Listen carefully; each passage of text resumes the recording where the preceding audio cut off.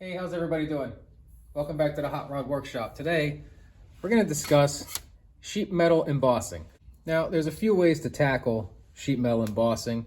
You can run your material through a bead roller. You can sandwich pieces of sheet together and run it through an English wheel and get an embossing effect. But today, we're going to primarily focus on utilizing thin 1/4-inch MDF and the corking tool that we made to get a simple shape in our example pattern here. Now, the advantage of utilizing MDF as opposed to running a bead roller or anything like that is it's much cheaper. And if you have a large sheet that doesn't fit in your bead roller, this is a strategy that you can use.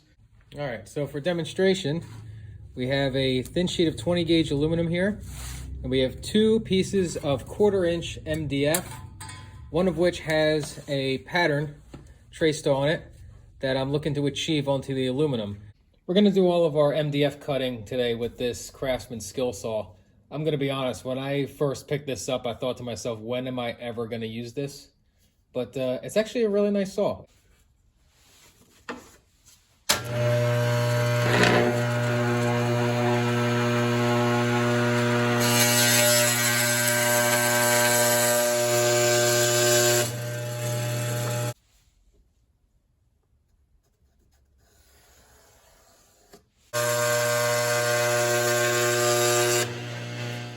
So we got all 3 pieces cut out in the same size. Next step is to take 2 pieces of MDF, one of which is the pattern piece, and secure them together with the pattern piece on top with 4 bolts, something like a 1/4-20 or maybe even smaller.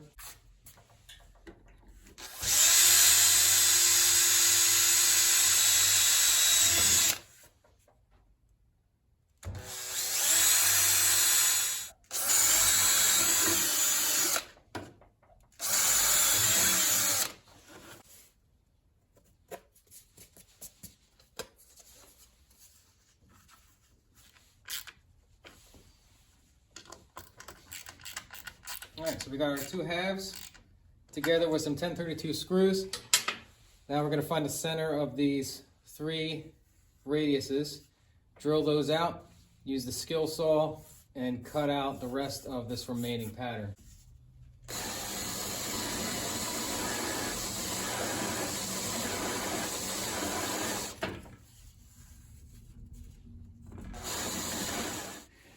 Now, in an ideal situation, you would be using countersunk screws. I got some small button head screws here, and it shouldn't be an issue if we set our guide right, but like I said, in a perfect scenario, if you had a countersunk screw, it would be nice and flat for this thing to travel onto the base of the scroll saw here.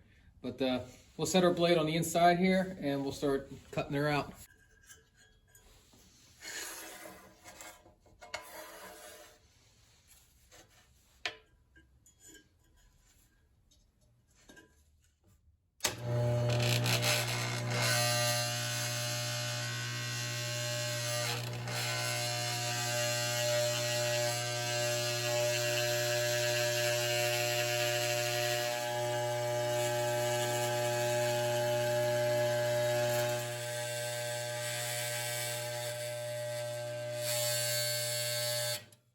All right, now before I take apart the 2 halves of the pattern, I just want to hit this with some sandpaper, maybe a file, just to clean up any edges if I ventured off with the blade.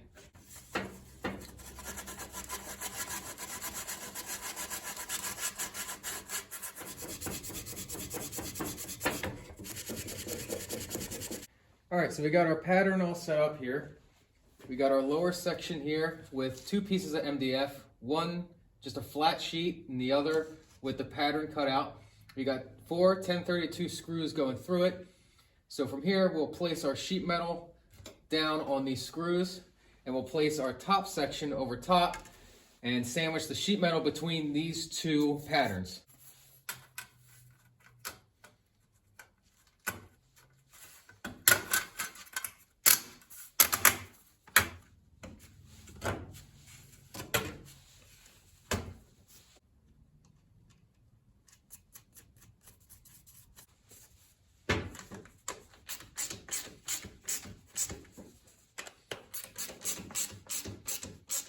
Now the Delrin tips we're going to be using for a corking tool, one is going to be just a simple soft chisel tip like this, kind of a bullet nose for some fine sections of trying to iron out some details. But I think where we're going to start off is I made a couple blank pieces that'll fit this tool. I'm going to cut this down to just shy of the shape that we're looking to achieve. The overall shape is about 3/4 of an inch. So I'll go just shy, about maybe, let's say 5/8. And that'll give us a good starting point. Because we're entering a void with the Delrin and it's not really a pronounced shape, the danger of going a little too far with something real fine like this is pretty high. So if we start with a nice gradual radius that'll fill that 1/4 inch void pretty well and not push me too far, it'll give me a good starting point. And any details from there I can iron out with the other tips.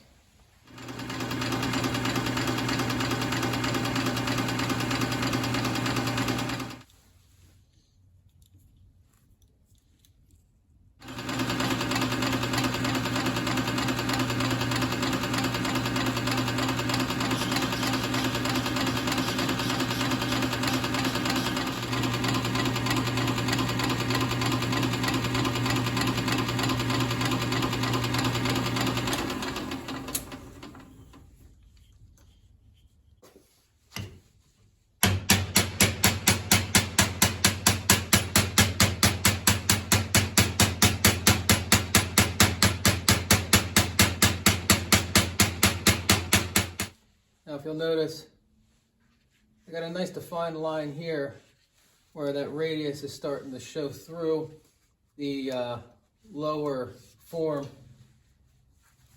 You just kind of follow that line, keep your Delrin nice and tight up against the guide here, keep the corking tool nice and straight to the workpiece, and just kind of follow that line and smooth out any imperfections, and just take it nice and slow and work your way in.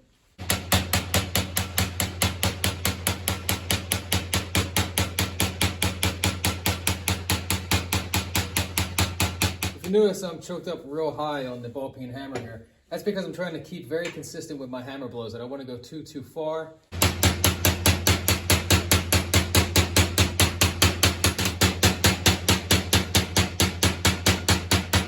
All right, I think the majority of our shape is there.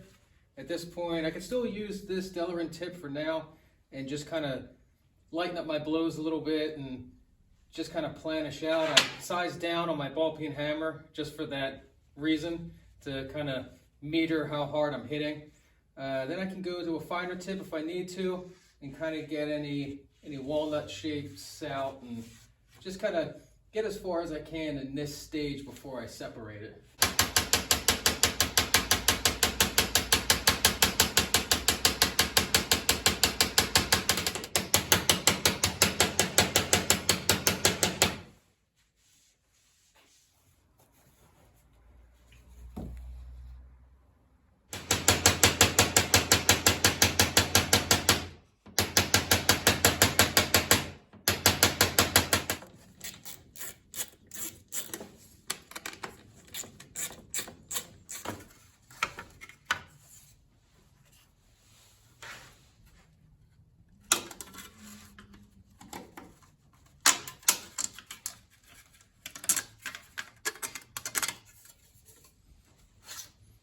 All right, not too bad. A little bit of a distortion to her and got a little bit of walnut action going, so we can see if we can iron this out with a little hammer dolly action, maybe with a spoon slapper or something.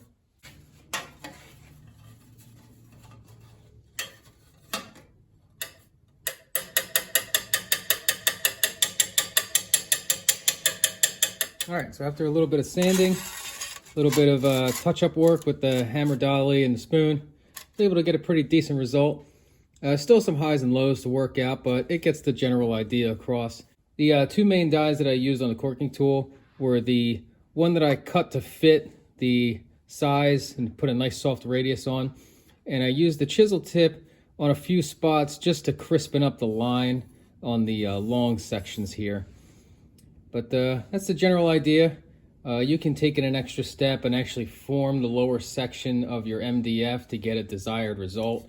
Now with metal embossing like this, I mean, the sky's the limit. You could do simple designs like this on body lines, reveal lines. You can do sections of floor, sections of firewall. So yeah, another great use for MDF. Let's call it bead rolling without a bead roller. Thanks for watching.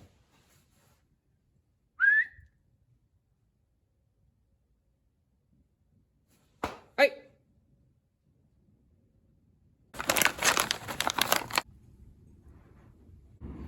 Down, roll over. Roll over.